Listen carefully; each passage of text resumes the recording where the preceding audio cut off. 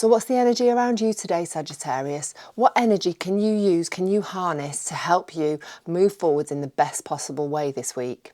Well, I'm Lisa, this is Rooted Souls Tarot, and we're going to have a little bit of a look at our cards and see if we can figure that out and help ourselves move forwards and navigate the week in a more positive way.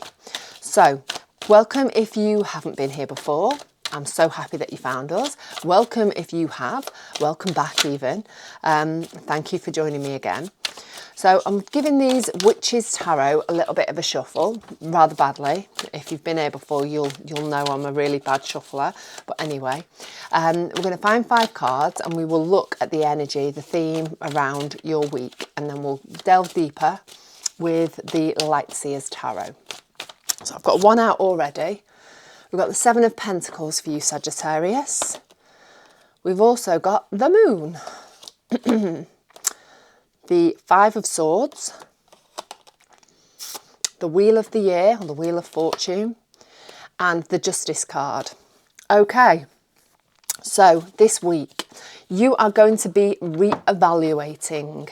You are going to be weeding and pruning and seeing and getting rid of the things that aren't really that helpful to you, the things that maybe you're putting your energy into that aren't bringing the rewards that you need. So it's a bit of a, sort of feeling like a bit of a waste of energy. So I think you're clearing the way in that way, and it's a pentacle way, so a material kind of way. So have a little bit of a think what it could be that you need to prune and to clear in order for you to move forwards in the best way. We've got the Moon card. The Moon is a very introspective card. It can be the card of our fears. It can be the card of deep introspection, emotional introspection. We've got the 5 of Swords, and that is a card of conflict, mental conflict. So maybe there is, with that deep introspection, there's some mental conflict going on within you this week. And then we have the Wheel of Fortune. So things are starting to shift, the wheel's starting to turn, and it's turning in a fated way. It's moving you towards your destiny, essentially. It's fated. So whatever changes that are happening within your week this week, that it's meant to be, it's setting you off on the right path. Then we've got the Justice card. So legal matters could be coming to a head and being finalised. It could well be that you are just, things are working out in your favour, working out in the right way, bringing balance back into your life in some way. Right, let's have a little bit of a look. Let's give these Lightseer Tarot cards a bit of a shuffle. And we'll have a look at our recent past energy, Sagittarius. We'll see what's been going on in our recent past, because as we know, our past very often influences how our future unfolds. So, excuse me. Recent past, Sagittarius. We have the 7 of Swords, the 3 of Pentacles, and the World. Then we have the Knight of Wands, the 10 of Cups, the 5 of Pentacles. So, recent past. I think in the recent past, there's been a bit of a plan of action. A bit of a plan of action of movement forwards, of how you want to move forwards in life, in maybe a work scenario for some of you. For others, it could just be the things that bring you joy, make you happy, hobbies, projects, other things that aren't essential to life, things that make you happy. I look at Pentacles as being all the basic needs within our life, the things that we've got to do. And the Wands are the fun bits. So I think you've really been strategic about how you can bring more joy, more happiness into your life in the recent past. And that, I think, is involved with this 7 of Pentacles, doing a little bit of weeding and pruning and getting rid of the things that maybe aren't fun or don't bring you anything, or don't bring you any joy maybe, or don't bring you any value to your life. And so I think you've had a little bit of a rethink with how to move forwards, and you're moving forwards in a really strategic, planned kind of way. So on that subject, I think moving towards your happiness, we've got the 10 of Cups there, but the first card we've got is the 3 of Pentacles. The 3 of Pentacles is collaboration with others. So it may well be that, you know, whilst you are sort of clearing the decks and figuring out and moving forwards with your plan towards maybe the job that you want, or the projects that you want, or maybe, you know, you're planning on running a marathon or something that brings you joy. You're actively doing something that's going to, you know, take you to that place. And there's other people involved. I think there's other people involved. There's some sort of collaboration being involved, and they're all sort of working towards this happiness place, this happy place for you. Like I say, you've got a vision, you've got a plan, and they are helping you to bring it into fruition.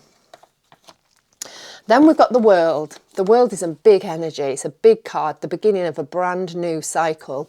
So, you know, it's the last card of the Major Arcana. All Major Arcanas are big energies. And this is the last one. You've been through every single card in the Major Arcana, and you've learnt lessons, you've gained knowledge, you've gained wisdom, and now you're ready to move on to the next cycle, because you've learnt everything, you know, you've got everything that you needed to get out of this last cycle, and now it's time to move onwards. So you're moving onwards, moving into the next cycle, and maybe with a little bit of fear of lacking in something as you move on to this next step. And I think this is where the Moon card, this introspective energy, and the conflicting mental energy is coming into it, because I think there is some fear and some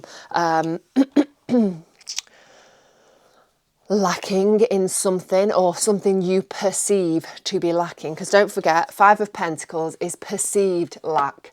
You know, she's locked in that door with those 5 Pentacles, but there's a key there. She just needs to figure out a way to lift it, because she looks quite little. She just needs to problem solve it.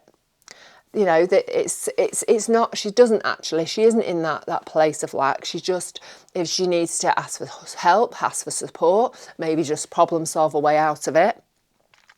And so I think, you know, you moving into this next cycle, these changes that are happening for you, Sagittarius, I think it's triggering some stuff within you, and then causing you maybe to have some of that mental conflicting energy. Let's have a little bit of a look where you are at the moment. What's happening in your current energy, Sagittarius? The Lovers, Queen of Swords, 5 of Cups, clarifying, 9 of Swords, King of Cups, no, Knight of Cups even, and 2 of Swords. Right, so there's definitely something going on mentally this week, some stress, some anxiety, maybe decisions to be made. We've got the Lovers card there. The Lovers are a deep connection that has maybe spanned other lives. It's a soul connection. And so it doesn't have to be a significant other. It could be a friend, it could be a work colleague, it could be a family member. But there's some stress and anxiety surrounding, we've got the 9 of Swords, surrounding this relationship. Yeah, simple as that. There's something that's creating stress, anxiousness, something that's on your mind when you go to sleep, first thing that you think of when you wake up in the morning, and it's I think it's causing you quite a lot of stress at the moment. We've got the Queen of Swords. The Queen of Swords, she's starting to see things clearly. Things are starting to become apparent to her. She's starting to see the reality and the truth of that. And with knowledge comes power. So she's able to make choices and move forward based on that information, based on that knowledge. And she just wants to move towards happiness. So I'm thinking that you have gained some knowledge, gained some insight, gained some clarity on a situation. It may well be that you're communicating this with maybe your lover person, this person you have a connection with, and you're taking steps together or individually to move towards your happiness. Nights are all about taking action, about walking the walk, and you are walking the walk towards happiness, however that looks for you. Because don't forget, it's a general reading. Everyone's got something different going on. It's going to mean something differently to everybody. So as well, in the energy of the moment, there's a feeling of loss, a feeling of the things that you have lost. The Five of Cups. The Five of Cups for me is all about taking a step back, about feeling gratitude, connecting with our gratitude. Yes, there is something that we've lost, something that we've had to leave behind, but there are still 2 cups that are upstanding, that are still filled with happiness, filled with lovely stuff, things that you can move forwards with and grow and develop. So, it's sort of focusing on the negative rather than the positives, I think, this week. But I feel like